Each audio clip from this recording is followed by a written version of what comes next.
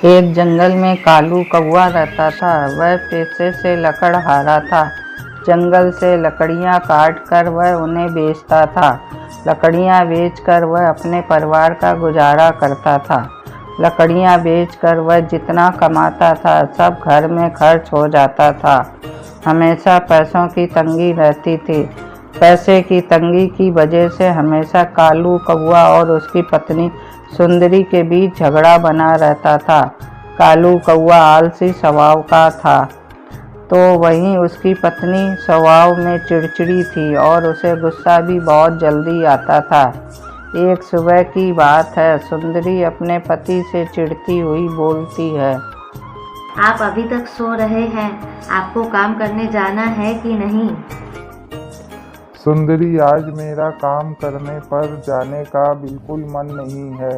आज मैं बहुत थकान महसूस कर रहा हूँ। ओहो, आपको आज काम पर जाने का मन नहीं कर रहा है। मुझे भी तो पता चले आप ऐसा कौन सा मेहनत का काम करते हैं जो इतनी थकावट महसूस हो रही है। सिर्फ जंगल से लकड़ियाँ ही तो तोड़कर लाते हो और थक गया हूँ तो ऐसे बोल रहे हो जैसे पहाड़ तोड़कर लाते हो।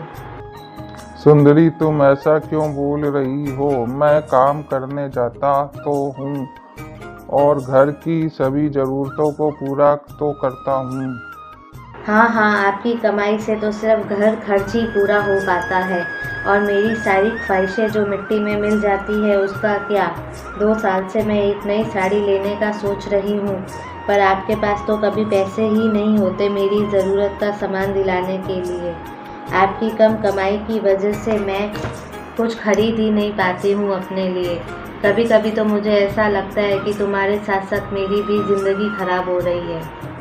सुंदरी की इतनी कड़वी बातें सुनकर कालू कौआ बहुत दुखी होता है और घर से निकलकर वह एक पेड़ की डाल पर जा बैठता है और वह कुछ सोच विचार कर खुद से ही कहता है कि आज मैं पहले जंगल से लकड़ियाँ काट कर लाऊंगा और फिर उसके बाद कोई दूसरा काम भी ढूंढ लेता हूँ जिससे मैं ज़्यादा पैसा कमा सकूँ। तभी सुंदरी की सारी शिकायतें खत्म होंगी। यह सोचते सोचते वह जंगल की तरफ उड़ चला जाता है। वहाँ उसे एक बड़ा पेड़ दिखता है तो वह उड़कर उस पेड़ के पास जाता है।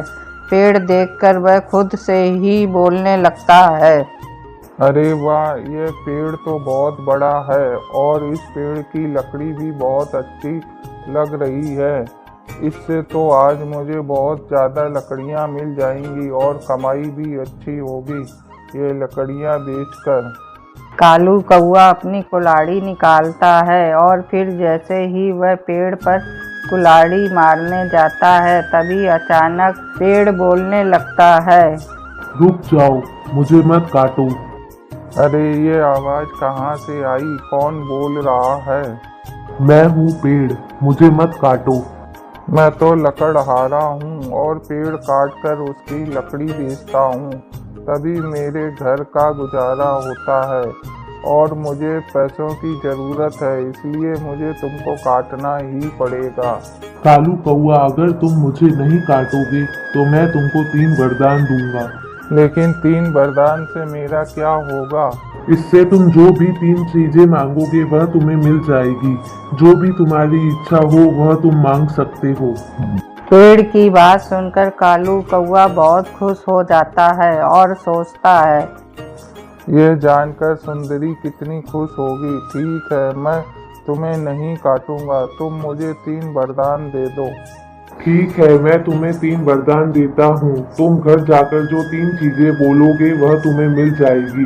3 वरदान पाकर कालू कौआ खुशी के मारे जल्दी जल्दी उड़कर अपने घर जाता है और घर आकर अपनी पत्नी सुंदरी को सारी बात बताता है। यह सुनकर सुंदरी कालू से बोलती है। कालू जी, क्या आप सच बोल रहे हो? मुझे तो विश्वास ही नहीं हो रहा है। जरूर आपको किसी पेड़ ने बेवकूफ़ बनाया होगा। अरे नहीं नहीं सुंदरी, मैं सच बोल रहा हूँ। मैं तुम्हें अभी वरदान का चमत्कार दिखाता हूँ। हे जादुई वरदान, हमारे लिए अच्छे अच्छे पकवान आ जाएं। इतना बोलते ही वहाँ पर बहुत सारे पकवान और मिठाइयाँ आ जाती हैं। फिर कालू कौआ अपनी पत्नी सुंदरी से बोलता है, देखा सुंदरी, मैंने कहा था ना, वरदान वाली बात सच है। मेरे वरदान मांगते ही तुरंत खाना आ गया। वैसे हम लोगों ने बहुत समय से अच्छा खाना नहीं खाया। आज साथ बैठकर हम दोनों पेट भर के अच्छा खाना खाएंगे। मैंने अपनी पूरी ज़िंदगी में तुमसे बड़ा बेवकूफ़ कोई नहीं देखा। तुम सोना चांदी पैसे भी तो मांग सकते थे ना, लेकिन तुमने मांगा भी तो क्या, अच्छा खाना। सच में तुम बहुत बड़े मूर्ख हो। सुंदरी, तुम चिंता क्यों करती हो? हमारे पास अभी भी 2 वरदान बचे हैं। 2 वरदान तो ऐसे बता रहे हो जैसे तुम्हें दुनिया का सारा खजाना मिल गया हो। 2 वरदान से क्या ही मिल जाएगा हमें। सुंदरी की कड़वी बातें सुनकर कालू कौए को गुस्सा आ जाता है, तो वह गुस्से में बोल पड़ता है, अरे सुंदरी, तुम कितना कड़वा बोलती हो। कभी कभी तो सोचता हूँ कि तुम गूंगी होती तो ठीक होता। अच्छा कालू कौआ, तुम्हारी इतनी हिम्मत।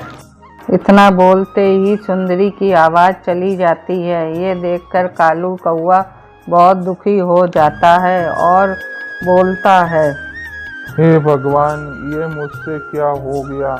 अब मैं क्या करूं? हे भगवान, मेरी पत्नी की आवाज़ फिर से वापस आ जाए। ये बोलते ही सुंदरी की आवाज़ फिर से वापस आ जाती है और उसके तीनों वरदान पूरे हो जाते हैं।